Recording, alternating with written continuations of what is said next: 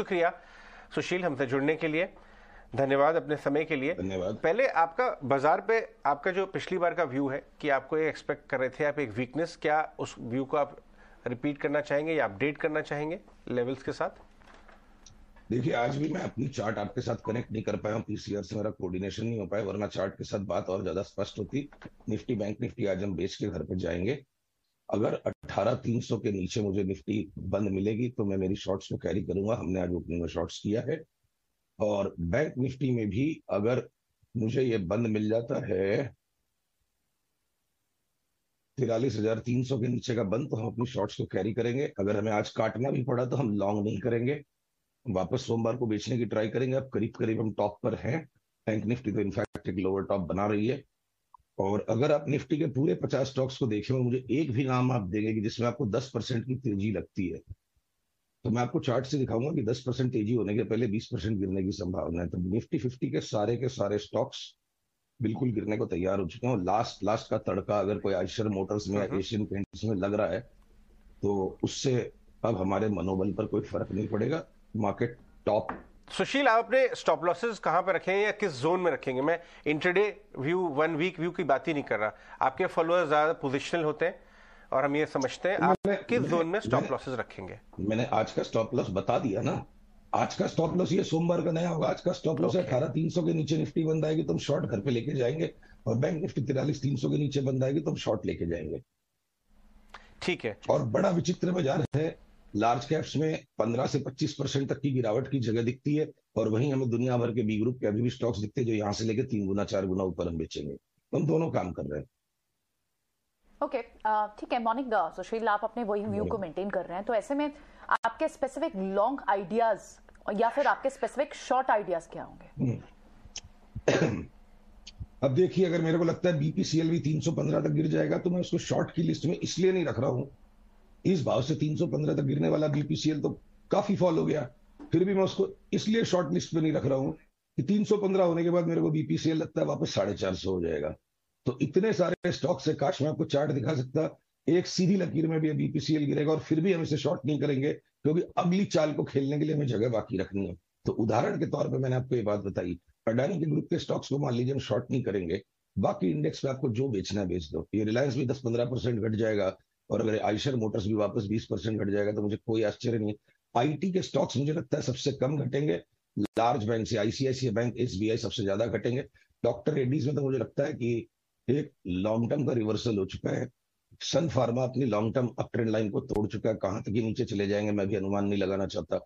आप अगर डीवीज लैब की बात करो, 5200 से हम लगातार 2200 के कॉल को मेंटेन कर रहे हैं, बीच बीच में time to time take profit.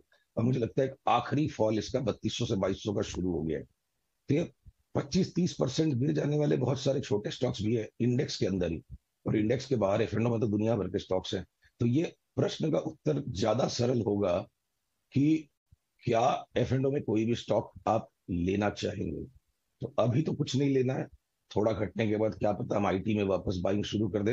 अरे आपका बजाज ऑटो 30% गिर जाएगा, बजाज फिनसर, बजाज फाइनेंस कहां तक गिर जाएंगे। मैं नीचे का लेवल अभी बनाना नहीं चाहता। देखते हैं 16,200 पे निफ्टी रुकती है या 15,200 पे रुकती है, और इसको टुकड़े टुकड़े में खेलना पड़ेगा। अगर आज स्टॉप लॉस लग गया तो फिर दोबारा सोमवार को सौदा बनाएंगे। बट एक ग्रुप में जो जी में आए बेच दीजिए, आईटी को छोड़ के। सुशील, आप जो बात बोल रहे हैं वो काफ़ी गंभीर है और काफ़ी महत्वपूर्ण बात भी है। इस चलते हुए मार्केट के अंदर इस तरह का करेज रख के बोलना कि देखिए 16,000 भी आ सकते हैं निफ्टी, बहुत बड़ी बात है। अब आप मेरे को ये बता सकते हैं कि सर मिड कैप भी फिर तो धराशायी हो जाएंगे। अगर बड़े शेयरों को टूटना है, फिर एक काम करें तो जिनके पोर्टफोलियोज में जहां जहां भी अच्छे अच्छे प्रॉफिट्स पड़े हैं, आपकी बात को ध्यान में रखते हुए कुछ कुछ बुक कर लेते हैं, तो ट्रेलिंग स्टॉप लॉस लगा देते हैं। फिर ट्रेलिंग स्टॉप लॉस तो खैर हमेशा लगाना चाहिए, पर ये अजम्पशंस जो है ना, ऑल ऑफ अस, हम सबकी समस्या जीवन में भी और बाजार में भी, दोनों में, ये नहीं है कि हम में से कोई भी बुद्धिमान कम है। समस्या ये है कि हम बुद्धि को जितना लगाने की जरूरत है उससे ज्यादा लगा बैठते हैं। ये एक मानवीय विडंबना है। तो हम सब जरूरत से ज्यादा इंटेलिजेंट हैं। और दुनिया भर के स्टॉक्स ऐसे में लगातार आपको 3 सप्ताह से बोल रहा हूं। आज भी अगर मैं आपको दिखा पाता, मेरे को लगता है निफ्टी 15% करेक्शन होगी, और अगर टीम लीज को 2,000 वाले को 6,000 का भाव बनाना अगले 1 साल में, तो मैं टीम लीज में 10% की फ्लक्चुएशन की परवाह नहीं करूंगा जब मेरे को वहां 200-300% कमाने दिखता है। और अगर टीम लीज में आज ब्रेकआउट आ रहा है तो भले निफ्टी गिरेगी, मैं तो टीम लीज लूंगा, मेडिसमैन कार्बोजेनिक्स लूंगा। सारे स्टॉक्स एक साथ घटेंगे। मैंने पूरी भगवत गीता पढ़ ली, कहीं में लिखा हुआ है हर स्टॉक की अलग अलग साइकिल है, हर सेक्टर की अलग अलग साइकिल है। बहुत सारे बी ग्रुप के स्टॉक्स देखिए, जब ये निफ्टी लगातार ऊपर मेंटेन होती गई, लोगों ने उस वक्त भी यही एक्स्ट्रा इंटेलिजेंस लगाया होगा कि निफ्टी तो ऊपर है, हम पोर्टफोलियो नहीं बेचेंगे। बी ग्रुप्स के कितने स्टॉक ऐसे हैं जिनकी 14,000 निफ्टी के बराबर की दुर्गत हो चुकी, अब वापस सेम गलती करेंगे, अरे निफ्टी तो घटेगी, हमको बी ग्रुप के शेयर्स नहीं लेने हैं। तो जो गलती पहले की वो वापस होगी।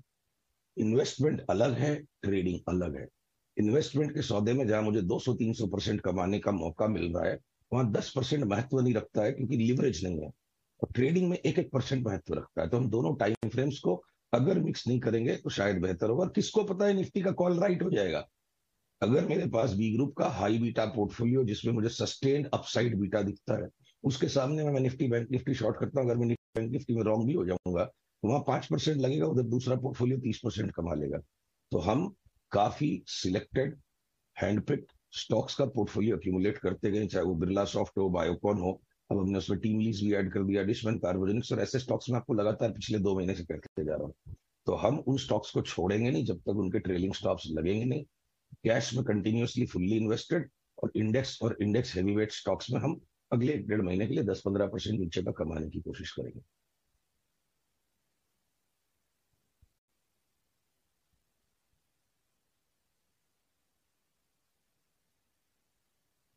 बहुत बहुत शुक्रिया, थैंक यू वेरी मच, आज आपने समय दिया, अच्छा लगा आपसे बातचीत करके। हाँ, आप कुछ कहना चाहते हैं सुशील सर, बताइए। नहीं, मैं बस देख रहा था कि कहीं अभी कनेक्टेड है कि नहीं। कृपया क्षमा कीजिएगा, थोड़ा ले लेंगे, आप नहीं भी बोलेंगे तब भी हम जबरदस्ती आपसे थैंक यू ले ही लेंगे। थोड़ा माफ कर दीजिएगा, गला ज्यादा बैठा हुआ है। आप अपने गले का भी ध्यान रखिए सर, आपका गला खराब है। आज सैटरडे संडे आप गार्गल वगैरह कीजिए आराम से, मंडे आपसे वापस एक बार फोन करके पता कर लेंगे आपके गले का कैसी तबीयत है आपकी। बहुत बहुत शुक्रिया sir, thank you very much, अच्छा लगा आपसे बातचीत करके। आपकी टाई भी काफी अच्छी जम रही है आज, तो लाल होने वाला है सब कुछ। तो इसीलिए लाल टाई पहन रखी है। हम तीनों ने लाल टाई पहन रखी है। देखिए कंसेंसस व्यू है, तो बिल्कुल ब्रह्मा विष्णु महेश मिल गए, हो गए। चलिए, बहुत बहुत शुक्रिया। जब भी आते हैं सुशील जी अपनी डिफरेंशिएटेड व्यू से समा बांध देते हैं, लेकिन